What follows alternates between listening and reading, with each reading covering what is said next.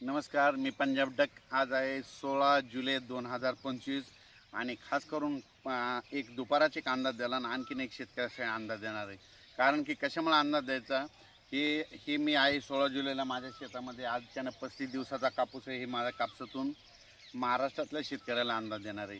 तर खास करून कोणत्या जिल्ह्यासाठी देणार आहे की कारण की तुम्हाला सांगतो, इथं लातूर जिल्हा झालं, नांदेड जिल्हा झालं, परभणी जिल्हा झालं, बीड जिल्हा झालं, नगर जिल्ह्याचा काही भाग, त्याच्यानंतर धाराशिव जिल्हा, त्याच्यानंतर सोलापूर जिल्हा, जत, सांगली या पट्ट्यात काय झालं म्हणजे आता ह्या मागच्या 15-20 दिवसापासून काही भागात पाऊस पडलेलाच नाही.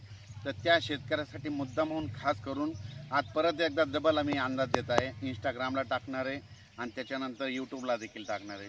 तर राज्यात आज आहे 16 जुलै 2025. म्हणजे नांदेड जिल्हा, लातूर जिल्हा, लातूर जिल्हा, नांदेड जिल्हा, परभणी जिल्हा, हिंगोली जिल्हा, बीड जिल्हा, त्याच्यानंतर नगर जिल्हा, धाराशिव, सोलापूर, सांगली, जत ह्या पट्ट्यात शेतकऱ्याला सांगू इच्छितो तुमच्यासाठी आनंदाची बातमी की आज 16, 17, 18, 19, 20, 21 तारखेपर्यंत ह्या तुमच्या ह्या पट्ट्यामध्ये ह्या इतक्या जिल्ह्यामध्ये पाऊस पडणार आहे. म्हणून ही तुमच्यासाठी आनंदाची बातमी. दररोज वेगवेगळ्या जिल्ह्यामध्ये बऱ्याच भागामध्ये पडून जाईल, पण तुमचं पीक मात्र जाणार नाही. म्हणून ही अंदाज तुमच्यासाठी खास करून देत आहे. राज्यात सर्व शेतकऱ्याला सांगायचं झालं तर इतर परिस्थिती बघायची झाली तर आपण पूर्व विदर्भाकडे पूर्व विदर्भाकडे 16 ते 21 जुलैपर्यंत पूर्व विदर्भामध्ये चंद्रपूर, वर्धा, नागपूर, भंडारा, गोंदिया, यवतमाळ, तसेच इकडं अकोला, अमरावती, बुलढाणा, वाशिम, त्याच्यानंतर जळगाव जामोद घाटाच्या खाली, त्याच्यानंतर जालना जिल्हा, म्हणजे ह्या पट्ट्यामध्ये ह्या 3-4 दिवसामध्ये दररोज वेगवेगळ्या भागात पाऊस पडणार आहे. पण आज 16 तारखेला मात्र आज रात्रीच्याला पूर्व आणि पश्चिम विदर्भात बऱ्याच ठिकाणी खूप चांगला पाऊस पडणार आहे आणि ज्यांची पेरणी केलेली आहे त्यांना जीवदान भेटणार आहे. म्हणून त्यांच्यासाठी खास करून हे अंदाज घ्यायचा.